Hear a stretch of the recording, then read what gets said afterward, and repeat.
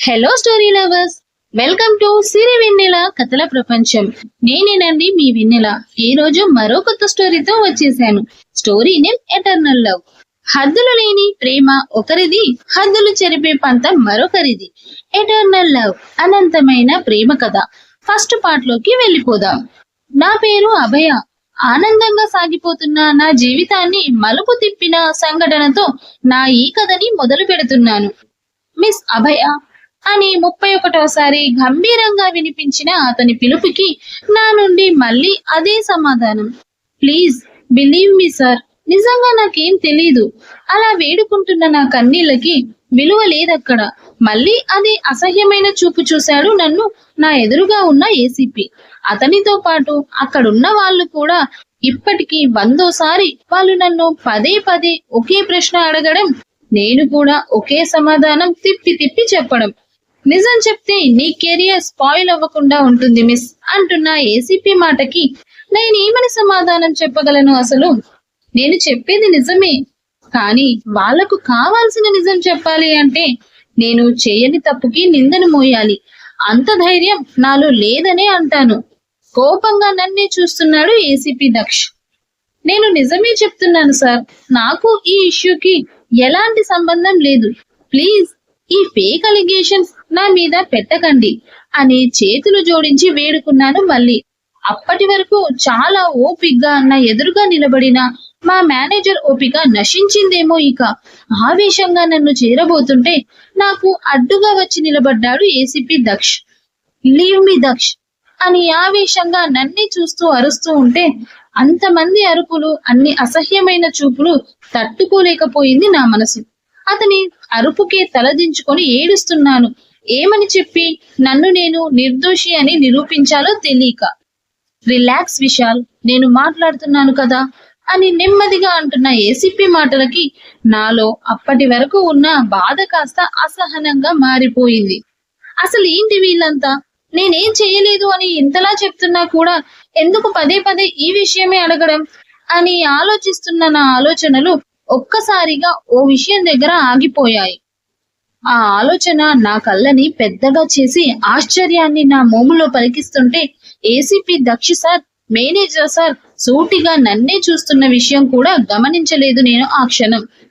అంటే అంటే project miss అయితే కంపెనీ పరువు పోతుందని ఇలా ఓ ఎంప్లాయ్ మీద ఫేక్ అలిగేషన్స్ వేసి కంపెనీ రెప్యుటేషన్ ని సేవ్ చేస్తారా అనుకుంటున్న నా ఫేస్ మీద చేతులు వేవ్ అవుతుంటే ఉలిక్కిపడి తలెత్తి చూశాను.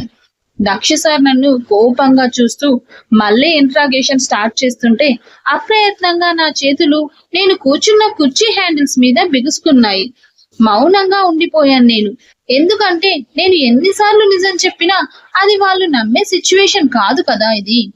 నా మౌన దీక్షకి విసిగిపోయిన మేనేజర్ తన పాకెట్ లో ఉన్న పెన్ డ్రైవ్ ని నా ముందున్న టేబుల్ మీదకి విసిరి నన్ను చంపేసేలా చూస్తూ, సి మిస్ అభయ, ఫుటేజ్ లో క్లియర్ కట్ గా ఉంది. తమరు రావడం వెళ్ళడం మొత్తం ఆఫీస్ బిల్డింగ్ లో తమరు తప్ప ఒక్క పురుగు కూడా లేదు. మరి నువ్వు కాక ఎవరు లీక్ చేశారని గట్టి గట్టిగా అరుస్తూ ఉంటే కళ్ళు మూసుకున్నాను నేను.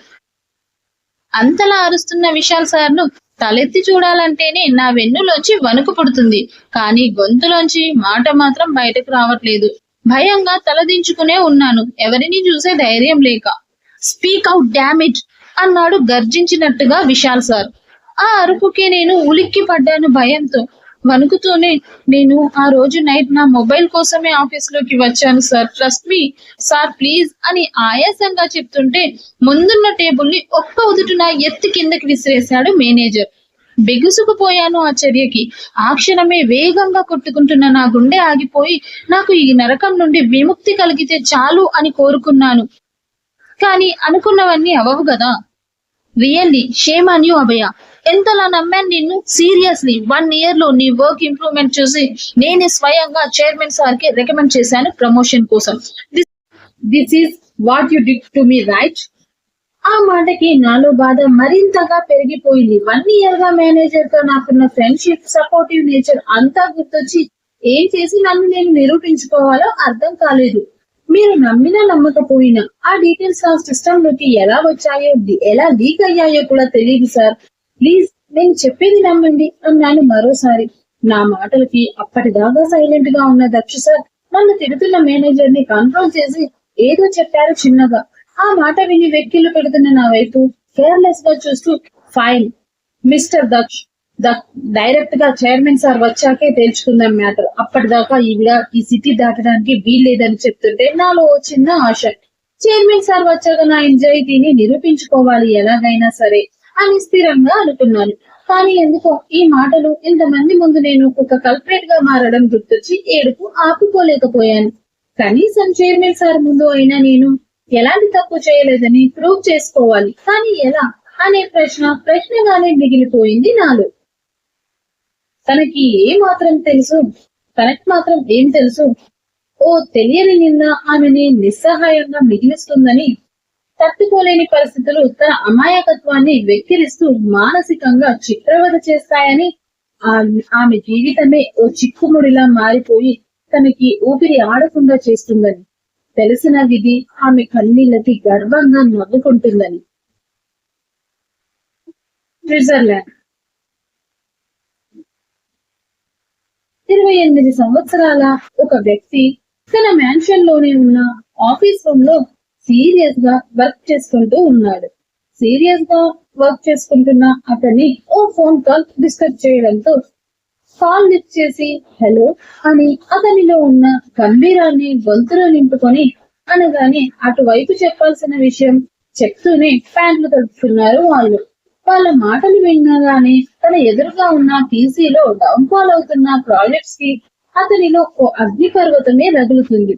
తన ఇన్ని సంవత్సరాల కెరియర్ లో అసలు బ్యాక్ స్టెప్, ఓడిపోవడం, లాస్ అన్న మాట గాని విన్నది లేదు అతను. కానీ ఫర్ ది ఫస్ట్ టైం అతనికి ప్రొఫెషనల్ లైఫ్ లో ఓ రిమార్క్, అది కూడా వేలల్లో లక్షల్లో కాదు, దాదాపు కోటికి దగ్గరలో. వేలల్లో నష్టం వస్తేనే తట్టుకోలేని అతను ఇప్పుడు చూస్తూ ఉండగానే ఆ నష్టం వేల నుండి లక్షలకి, లక్షల్లో నుండి కోటికి దగ్గరకు వస్తుంటే కోపం మామూలుగా ఉండదుగా మరి. అతనికి వస్తున్న కోపానికి ఆ నష్టం కలిగించిన వారు గనుక కళ్ళ ముందే ఉండుంటే ఈ పాటికి ఎప్పుడో ప్రాణాలు వదిలేవారేమో. సడన్ గా అతని పర్సనల్ మొబైల్ మరోసారి రింగ్ అయింది. కోపంగా లిఫ్ట్ చేసి అటువైపు నుండి చెప్పిన మ్యాటర్ వినగానే what's the hell I'm going on their అని టేబుల్ మీద వస్తువులన్నీ ఒంటి చేత్తోనే తోసి తల వెనక రబ్ చేసుకుంటూ అరిచాడు. డామిట్, ఆఫ్టర్ ఆల్ ఒక అమ్మాయితో నిజం చెప్పించలేకపోతున్నారా? షేమ్ ఆన్ యు ఇడియట్ అని మరోసారి గట్టిగా అరిచాడు అతను. అవతలి వారు చెప్పింది విన్నాక hack the blood stupid reasons, I want food and I want my money at any cost అని తేల్చి చెప్పాడు అతను. తర్వాత ఎదుటివారు చెప్పింది విని నేను ఇప్పుడే స్టార్ట్ అవుతున్నాను, నేను వచ్చాక అప్పుడు చెప్పండి ఇలాంటి ప్రాపరేషన్స్ అని కోపంగా కాల్ కట్ చేసి ఇండియాకి టికెట్స్ బుక్ చేసుకుని చైర్ నుంచి లేచాడు మిస్టర్ అగస్త్య. పేరు మాత్రమే వినడానికి చాలా జెంటిల్ గా ఉంటుంది, కానీ మనిషి మాత్రం బీస్ట్ కి ఏ మాత్రం తక్కువ కాదు. మనీ మనీ మనీ, మొత్తం ప్రపంచాన్ని నడిపించేదే మనీ అని మనీ మైండ్ సెట్ అతనిది. రిలేషన్స్ కి, ఫీలింగ్స్ కి అతని ఇంపార్టెన్స్ ఇవ్వడో ఇచ్చినా కనిపించదు. ఎవరికి అంతుపట్టని విషయం. కంటి చూపుతోనే శాసించే అతని నైజం ఇప్పుడు అతన్ని టాప్ 5 బిజినెస్ మ్యాన్స్ లో ఒకడిగా నిలబెట్టింది. అగస్త్య అంటే గెలుపు, ఇదే అతను సాధించిన విజయం. ఇంతకు మించిన విజయం అంటూ ఉంటే అది కూడా సొంతం చేసుకోవడానికి వెనకడుగు వేయలేని అసాధ్యుడు అతను. ఆఫీస్ రూమ్ నుంచి తన రూమ్ కి వెళ్లి 15 నిమిషాల్లో రెడీ అయ్యి చేతిలో మాక్ బుక్ తో కిందకు వస్తుంటే స్టాఫ్ అందరూ స్టాచ్యూ పొజిషన్ లోకి వెళ్లిపోయారు అగస్త్యని చూసి. Black formal shirt, cream trouser, shirt buttons 2 open చేసి కంప్యూటర్ లెన్సెస్ తో కళ్ళకు పెట్టుకుంటూ సీరియస్ సింహంలా వెళ్లిపోతున్న అతని మన్మథ రూపాన్ని ఆరాధించడానికే భయపడతారు ఎంతటి సౌందర్య రాశులు అయినా. ఎవరిని పట్టించుకోకుండా గ్రౌండ్ ఫ్లోర్ కి వచ్చి పార్కింగ్ లో ఉన్న తన కార్ బ్యాక్ సీట్ లో ఎక్కి కార్ స్టార్ట్ చేయమని చెప్పాడు డ్రైవర్ కి. కార్ మ్యాన్షన్ కాంపౌండ్ దాటగానే మరోసారి రింగ్ అయ్యింది అతని ఫోన్. స్క్రీన్ మీద కనిపిస్తున్న నేమ్ చూసి విసుగ్గా కాల్ లిఫ్ట్ చేశాడు అగస్త్య. అటువైపు నుండి హలో అగస్త్య అని వినిపించింది తీయనైన ఓ స్వరం. బేబీ అది కూడా సీరియస్ టోన్ లోనే అన్నాడు అగస్త్య. Hand dinner? చాలా సున్నితంగా అడిగింది అటు నుండి. ఓ పక్క మాక్ బుక్ లో వర్క్ చేస్తూనే, yeah baby, just no. And you? అన్నాడు స్మూత్ గా అగస్త్య. నో, నీతో మాట్లాడాలని వెయిటింగ్ ఈవినింగ్ నుంచి. నువ్వు మార్నింగ్ హౌస్ లో ఎలాగో మాట్లాడవు కదా, అందుకే నేను ఈ టైం ని మరే కారణాల కోసం మిస్ చేసుకోనని హానెస్ట్ గా చెప్పింది ఎదుటి అమ్మాయి. తన మాటలను విసుగ్గా ఉంటూనే వర్క్ చేస్తున్నాడు అగస్త్య. వర్క్ టైంలో వర్క్ మాత్రమే చెయ్యాలి బేబీ, లేదంటే ఈ కాంపిటీషన్ వరల్డ్ లో వెనకబడిపోతాం. ప్రెసెంట్ మనం ఉన్న ఈ ఫాస్ట్ జోన్ లో ఫస్ట్ మనీ, ఆఫ్టర్ దట్ ఏదైనా, ఖచ్చితంగా చెప్పాడు అగస్త్య. కానీ అతనికి తెలియని విషయం ఏంటంటే, అగస్త్య తనతో మాట్లాడే ఈ 10 నిమిషాల కోసం ఆమె చేజార్చుకున్న ప్రాజెక్ట్ వాల్యూ 300 crores అని.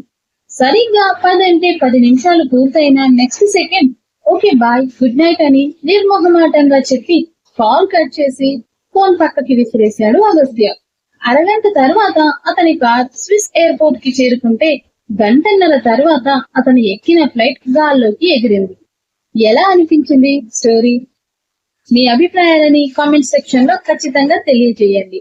మీరిచ్చే ఎంకరేజ్మెంట్ ని బట్టి డైలీ ఇవ్వాలా, డే బై డే ఇవ్వాలా, ఎంతసేపు ఇవ్వాలి, ఎన్ని అప్డేట్స్ ఇవ్వాలి అనేది డిసైడ్ చేస్తాను.